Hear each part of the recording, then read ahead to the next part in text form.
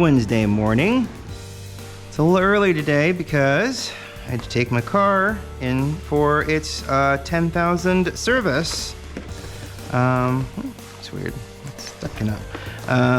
Taking the car in for 10,000 service. It's currently, well, the service is for 90K. I'm sitting at 85K. Keeping ahead of the curve has always been something I like to do. I guess, I don't know. I don't know. When it comes to vehicles, I try to take care of it as best I can. And it's the nicest car I've ever had. So it's like, I want to take care of it. So it's sitting at service right now. I have a loaner. Maybe at the end of the video, we'll go outside and take a look at it. It's not special, except it kind of is. It's got a lot more tech inside. It's the same car that I own, but it's newer and it's got a lot more technology in it. And if I could take the dashboard out of that car and put it in my 2017 with the wonderful nav system, the fact that there's a compass in the dashboard. My car doesn't have that unless I use its very old 2017 navigation system that's on the TV or that's on the screen, and that doesn't reflect anything that's back here because this did not exist in 2017. This was a field. So, you know, and then it's got adaptive cruise, which I love adaptive cruise. I do wish my car had adaptive cruise, but it doesn't. So we deal with it the way we can. I just don't use cruise because I don't know. The first car I ever had that had cruise, I mean, I'd been driving using the gas pedal to mediate my speed for 10 years, 12 years at that point, and it's hard to break that habit of not using any kind of cruise control. So I broke out the natural processed Alcoina coffee today from Puerto Rico. This is the coffee, the natural processed, which means that they leave the entire fruit whole and then they basically let it ferment in the fruit, and that develops a completely different flavor. The honey process is they take off the outer skin and let the mucilage ferment the coffee. This is the entire fruit is left all together for a certain amount of time, and then it's all broken down and washed, dried, and then roasted when you want it. So I also have an orange here. My Instagram rabbit hole has taken me down a couple of different things, and I thought I would try and see. This is a blood orange. Look at the pith on this. This is an orange. Ugh. Wow. I mean, it smells nice, but Jiminy Christmas. How about that rind? I mean, what is that all about? But blood oranges are really cool. I was going to put it in rind and all, but I don't think I'm going to do that since there's so much pith in there. That's pith, right? Isn't that what that's called? So I'm just going to peel it. I'm putting this down into the Chemex. I've seen people take the AeroPress and then put an orange at the bottom of the AeroPress and then press through the orange, which seems interesting, but I think that's really nice. I think this would be a lot easier. I'm not going to put it in the filter. I'm actually going to let the water and coffee kind of cascade over top of it at the bottom and then kind of let it sit and see what kind of a flavor we get out of that. So I'm just going to stick that down here in the bottom. Almost looks like it's going to be tea, doesn't it? And then I'll just eat the fruit. I need an orange anyway. Need something to eat today. Yeah, I saw it on Instagram. They're just doing all these weird and wild things. They're adding syrups, they're adding extracts, they're adding different little fruits and vegetables, which I'm like, why would you add celery to coffee? That just sounds absolutely horrendous. But then again, why would you add orange to a coffee? That sounds absolutely horrendous. And I don't disagree. We'll do 32 grams and we'll do about 400 grams of water here. This still smells fantastic. Oh, look at that funny bean. Out. Huh. That's, it's very light. As opposed to, you know, look at that. That's strange. I'm replacing you. How odd. Odd colored bean. They're not all uniform, which probably has a lot to do with the fermentation process. Oh, so what is that? I shouldn't look too deeply, but I am looking very deeply. I mean, we're at 31.5. Oh, it's just a piece of the husk. Okay. Interesting. So I got about around 31.5 grams. Close to 32 as I can get. We're going to do the medium. I want to get sticky for whatever reason. Now, I didn't juice this. I didn't twist it. It's just sitting in there like a garnish almost. And I can already smell the difference it's making inside of the pot at the very least. I'm a little staticky today. Yeah, and it's left a lot of bits and pieces around the bottom there. Weird. But that's a great smelling coffee. So nice, so good, so clean. Almost there. Yeah, I mean, I like oranges. I haven't had a blood orange in a long time, so I'm gonna open this up and eat it. Boy, that's look where it starts here. How far down does that go?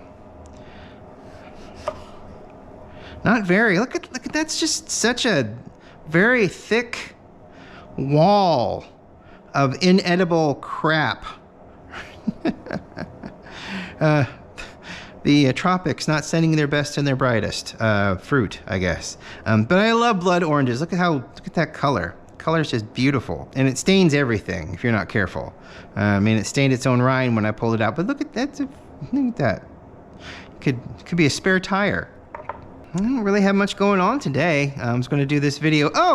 I've been talking about the Playmobil Enterprise and how I didn't have as all the stickers that I thought that I needed. I sent an email. I may have said this before, but I sent an email to Playmobil in the hopes that I wouldn't have to call them again, because I thought, well, if they have an email address, it would be so much easier to just email.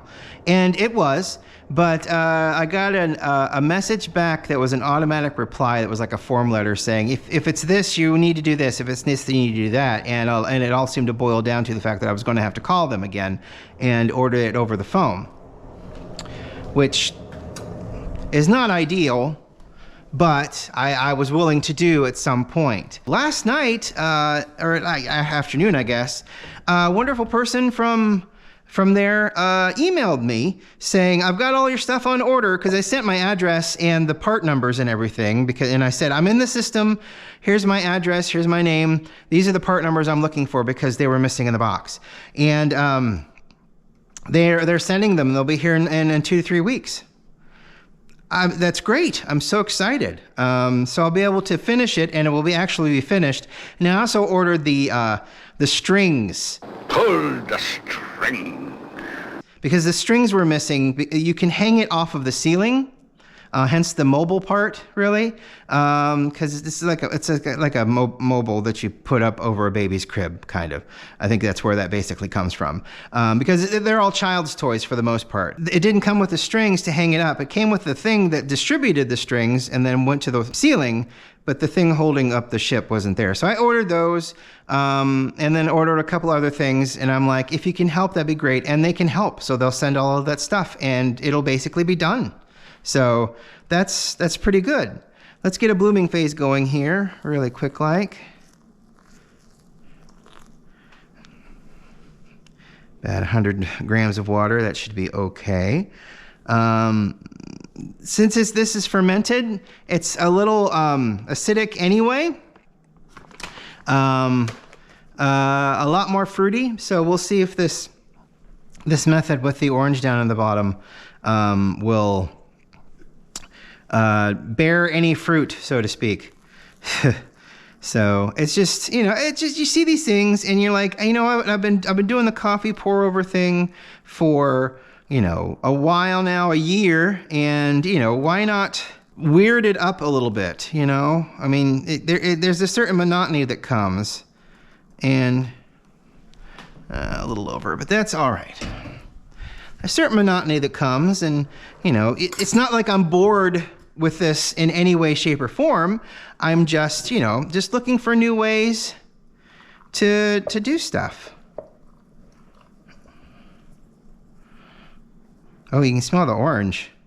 I mean, duh, but still, I mean, there's a lot of coffee here. So to be able to smell that orange through all of this coffee, it's promising. It means that it's probably going to lend a lot of its flavor. And like I said, I didn't squeeze it, other than kind of maybe breaking some cellular walls, getting it into the pot because I kind of had to fold it in half.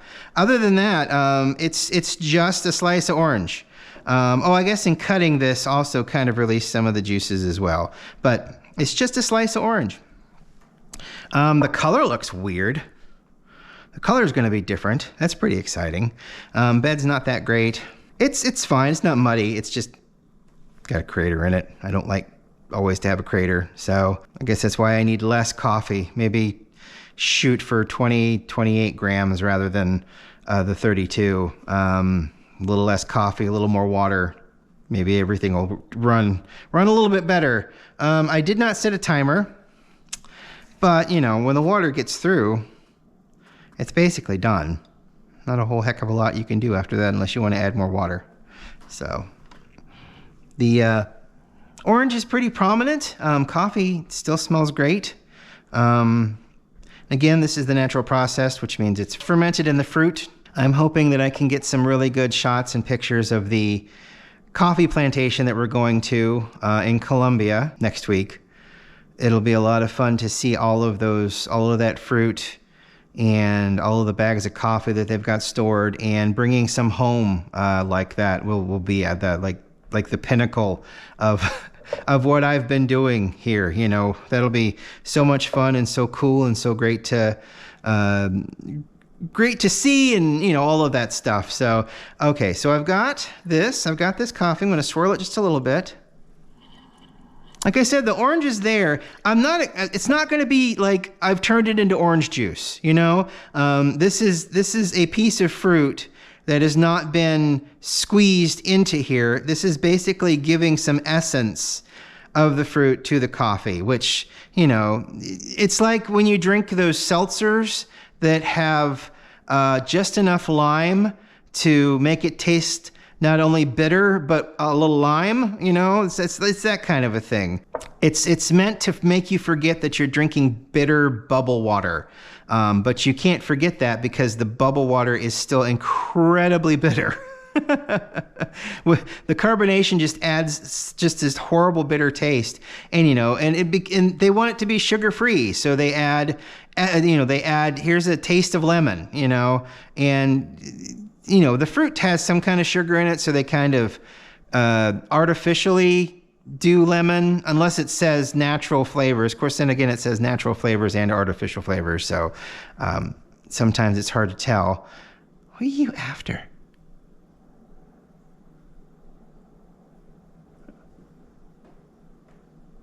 We're spazzing. What do you got? Is that your hamster? Good boy. You playing. So, all right, let's get this in the glass. I think we've fermented just enough. I think, I don't know if I'm right or wrong, if the color has changed.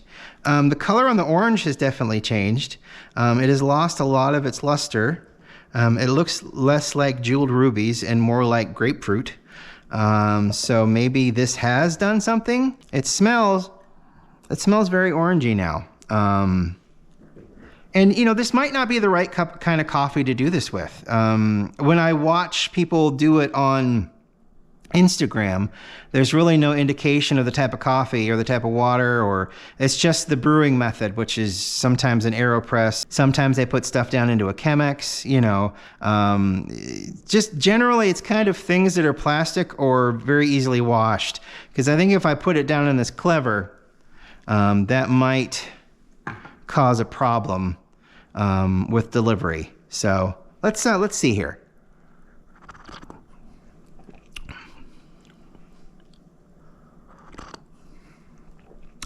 It might be the choice of the blood orange rather than a regular orange.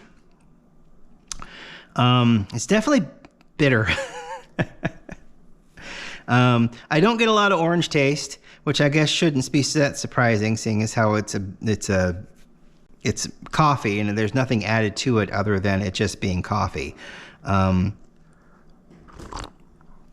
It doesn't taste bad. It's just got this weird, I wouldn't even call it a fruit taste. He is freaking the hell out. You all right down there? Would not recommend a blood orange, at least for this cup of coffee. And that's, like I was saying, that's kind of the problem. I don't know what kind of coffee they were using. They may have been putting instant in. They may not have even drunk it after they did their little skit. They may have just threw it away. I mean, it's hard to say. All that stuff's just for views and is not meant to be an instructional guide. It's just, hey, look at what I did.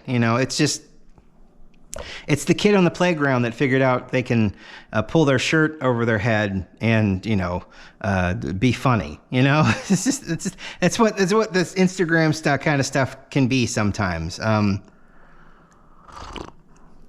Especially if it's just music and them going through hand motions. If there's no instructions, if it's just like, follow me at the bottom, it's just not like, that's nothing. It's just pretty pictures and nice cinematography it's all fluff and no substance, But as it stands, the natural process coffee from this Puerto Rican company is delicious in and of itself. It does not need the augmentation of a blood orange that I'm now going to have to fish out of there. So thank you so much for watching this morning. Like I said, this is the end of the coffee portion. I guess we'll go and take a look at the borrowed car now. But if this is the end of the video for you, thank you so much for watching. I really appreciate it. And we will talk to you tomorrow. Otherwise, stay tuned. I'm going to go outside. I'm going to do a once around the car because it's fun. Bye. So, with apologies to Doug DeMuro, this is a 2024 Porsche Macan base model. Whereas it looks like a base model, I guess, in many ways, it doesn't feel like one. Like these wheels. These wheels are really cool. Look at those. I love them. Absolutely love them. They're not my GTS wheels, but that's okay. See, I have a 2017 Porsche Macan GTS, but this is the brand new body style. I love these wheels. I can't get over them. The worst thing about going into the Porsche dealership is that I want to wash all the cars that are in the dealership, because my gosh. Here's the dashboard. It's got a wonderful tan leather, multi-position seating. Hop inside here. No floor mats. No floor mats, which is kind of weird. But and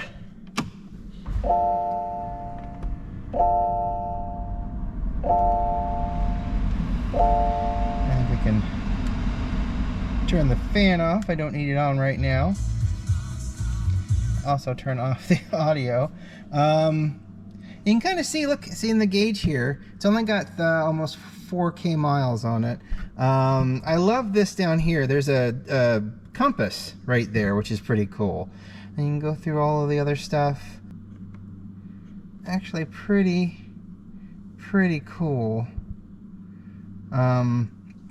Navigation, huge, gigantic navigation screen. A lot of different functions in here.